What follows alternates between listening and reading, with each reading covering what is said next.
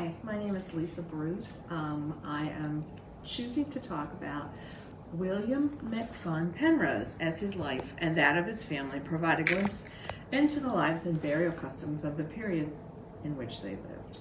My interest in the Penrose family stems from my first research assignment as a volunteer at Ashland Cemetery. Since William was the founder of Ashland Cemetery, I will add a bit about the cemetery and burial customs of the area. I've given multiple tours and done a lot of research on the cemetery and will be happy to answer any questions that you might have. My email is lisa.bruce@gmail.com. Feel free to reach out. But now to the Penrose family. I don't know anyone named Penrose, and this branch of the family that I'm speaking of died out in this area in 1954.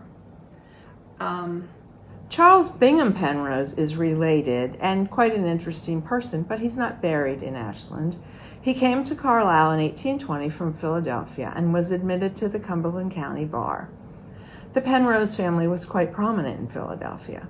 It was quite difficult to research their family tree as they tended to name multiple family members the same name. They also tended to name two children the same name if the first was lost at birth. And to make it even more interesting, the middle names were either family names or that of close friends. He married Valeria Fullerton Biddle, a cousin, in 1824. Valeria was related to other Carlisle families, to include the Calendars, Irwins, and Bairds. Charles' business enterprises included the Cumberland Valley Railroad, a paper mill in Middlesex. In 1833, he was elected and served 2 terms to the PA State Senate. Elected as a Democrat, Penrose soon joined the Whig Party and was involved in what is thought to be the only insurrection at the Capitol in Harrisburg. A dispute over the election results in Philadelphia led to a large disruptive crowd assembling outside the building, not the current building, on December 4th, 1838. As Speaker of the Senate, Penrose initially refused to yield the floor to Charles Brown, a Democrat and the disputed winner from Philadelphia. He eventually did allow Brown to speak, but things became disruptive, and Penrose escaped via a ladder from the back room of the Senate chamber, just as 7 or 8 men rushed in, uttering the most atrocious threats of vengeance. They commenced a pursuit, from which I was fortunately sheltered by the darkness of the night and the shadow of one of the public buildings. Once safe, he asked Governor Rittner for assistance in clearing the area. 1,000 state militia arrived on December 9th, but their commander noted that he would not order his troops to fire upon a citizen except in self-defense or for the protection of public property. Penrose then requested help from the troops at Carlisle Barracks. That was refused, as was a request to President Martin Van Buren. Cumberland County Democrats turned their back on Penrose, asking him to resign and requesting a special election. The paper noted that he had turned his back on democracy to worship at the golden calf of the U.S. Bank, which he had helped recharter. In 1841, he was appointed by President Harrison as Solicitor for the United States Treasury. He continued in this position under President Tyler. He later returned to Philadelphia, passing away in 1857. He's buried in Laurel Hill Cemetery. But now to the family that actually remained in Carlisle. Charles' son, William McFun Penrose, was born in 1825. By 1850, he was living in a boarding house and listed as an attorney. He graduated from Dickinson College in 1844 and was admitted to the bar 2 years later. He married Valeria Merchant on March 29, 1858. It happened to be his 33rd birthday. She was the daughter of Brevet General Charles Spencer Merchant, who's also buried in the family plot. I'll speak about him later. By the 1860 census, William lived with his wife and 1 daughter, Sarah, as well as Charles Penrose, age 21, and a paper maker, although we think that his initials and job description were incorrect. Also living there was Maria Jones, age 70, a mulatto and a cook, Annie MacArthur, age 24, a domestic black, as well as Amelia Dixon, age 11, and a domestic. I'll take a brief introduction in the census research to speak of his Civil War service. William was elected lieutenant of the 6th Pennsylvania Reserve Corps, 35th Infantry on June 22, 1861. At some point, he became a colonel, a title he used throughout his life. The local news noted that this is a good selection, and we feel convinced that should an opportunity occur, Colonel P will discharge his duty ably and heroically. Colonel Penrose was torn between his wife and his desire to serve the Union. Mrs. Penrose was heard to have said that she hopes the South will last and thinks her husband's day of retribution is coming.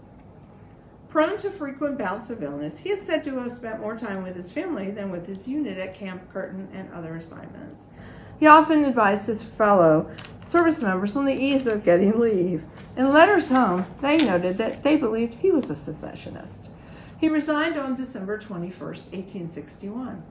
Some noted that his early death at the age of 47, somewhat later, was due to an illness related to his service, but the only action found during his tenure was the Battle of Drainesville, December 20th, 1861, coincidentally the day before he resigned. But back to the census. By 1870, Ellen and Virginia had been added, but no servants were listed as living in the home. The family home was located on East High Street, to the left of the Eagles if you're looking from the street. Two of his daughters lived there until their deaths in 1954. As previously noted, William worked as an attorney, but also owned property in the area and invested in business ventures, one of which was Ashland Cemetery. We do have a very lovely aerial view of Ashland Cemetery here. This was an advertisement from Ashland Cemetery, basically saying, you really should come to Carlisle. It's a really classy place. We have nice churches, and we have this lovely cemetery. Of interest, the family plot at Ashland Cemetery is not one of the most centrally located, nor does it contain any large monuments. In fact, William's grave has a tree growing up through the middle of the slab and is broken in half. But I'm going to talk a little bit about those in the family plot. As mentioned, the couple had 4 daughters, none of whom married, and all of whom were buried in the family plot. The 4 sisters and their mother had a great interest in European travel and purchased a great number of items while abroad, one of which was a marble mantelpiece, which is currently in the State Museum in Harrisburg. I'll speak about Ellen,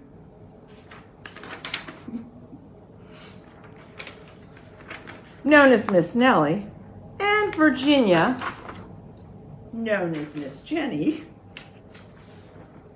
I haven't been able to find much information about the other 2 sisters. Valeria Biddle died in 1916 after protracted illness and was one of the founders of the Carlisle Civic Club and the leader of the anti-suffragist movement in the area. Lest you think that she was less than progressive, the anti-suffragist movement believed that women could vote in local elections, but not those of national importance. Sarah Merchant passed away in 1947. As an aside, during this period, women of means mostly stayed at home, lunched with friends, managed the staff perhaps. Few sought higher education.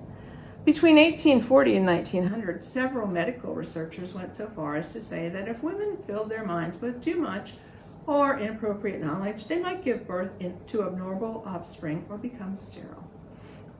But back to Virginia and Ellen, who were described as highly toned old Christian women who saw themselves as conservators of vanishing standards. They died within 1 day of each other in 1954. As the last surviving family members, they had deeded the cemetery to William and Seymour Ewing in 1952. The sisters were quite enterprising. Jenny purchased a building at 152 West High Street in 1921 and ran an antique store for many years. You'll recognize this location as the Gracery. They continued to travel to Europe frequently and also sold antiques inherited from family members in Philadelphia. They were quite good friends of Jessie Ewing, and the Ewing twins acted as their occasional chauffeurs when they were young. The sisters also owned a tea room on West High Street and sold eggs out of their High Street home. That's their tea room. Another Penrose in the family plot, Charles B., Was born in Carlisle in 1838. He graduated from the University of Pennsylvania in 1858 and was commissioned as captain in the U.S. Volunteer Army Commissary Department on August 3, 1861. He became a captain in the Army on May 13, 1865, and was promoted to brevet lieutenant colonel on November 11th for faithful and meritorious service. Records indicate that he was one of only 2 volunteers appointed to the regular army after the Civil War, fact which I find really hard to believe. He helped escort the remains of President Lincoln to Springfield in April of 1865. Although he was buried in the Penrose plot at the age of 57, his wife and son are buried in Baltimore. Another person of interest in the family plot is Brigadier General Charles Spencer Merchant, the father of Valeria, who married William Penrose. He was born February 22nd, 1795. He was the first cadet in the first cadet class at West Point in 1814, and actually was the first person to present himself there. He had a long and varied service in the war. He was on the San Francisco when it sank. He worked in recruiting and courts-martial until 1869. At the time of his death in 1879, he was the longest serving member of the Army. You could do the math, but he served for 45 years. Another person and another military member in the family plot is Major J. Anderson Merchant. His marker reads, "A brave soldier in the Union and Confederate services." As this was a little confusing to me, I headed to the U.S. Army Heritage Museum. They have quite the library, and they're very, very helpful.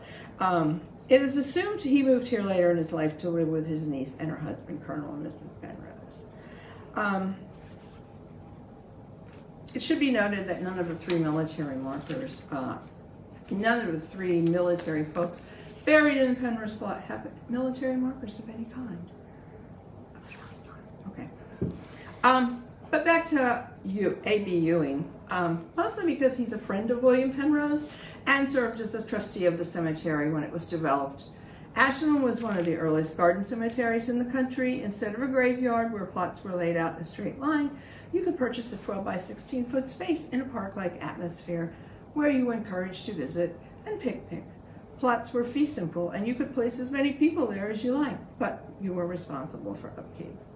Although it was opened in 1865, there are many markers prior to that date because 4 cemeteries were closed and their markers and presumably their humans were removed. There were a couple rules: no racing of horses or driving of buggies at excessive speeds. And the cemetery was for white persons only. A.B. Ewing began his funeral business in 1853 as an offshoot of his cabinet coffin making business. The 5th generation still runs a funeral business, and it's believed to be the longest family-owned funeral home in existence. There are plots still available, but they are sold in groups of 2 or 4 now instead of 12 by 16. If you wish to be buried there, check with Steve Ewing.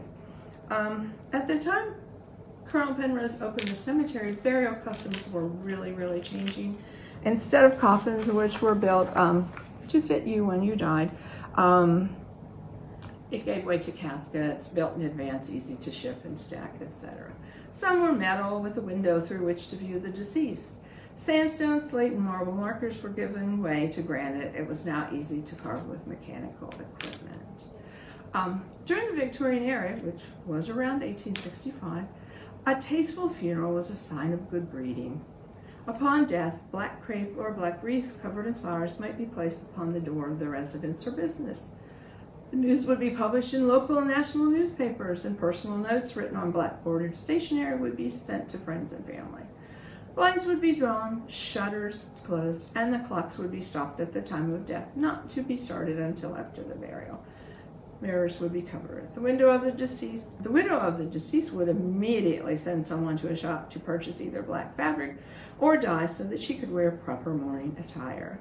And I remember Jessie Ewing, the 3rd generation of Ewings, wearing black until she died. She would sit out front of the funeral home, which then was the 2nd block of South Hanover Street, black shawl, black hat, long black dress, black stockings, black high top shoes, even in the dead of summer.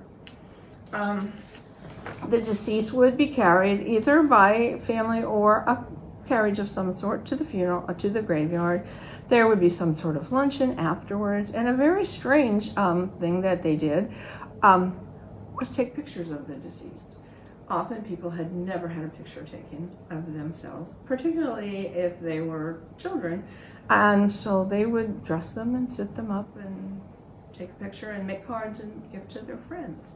I do encourage you to visit Ashland Cemetery. It's quite lovely, and there is a huge variety of markers there, and a lot of history from the Carlisle area. Thank you.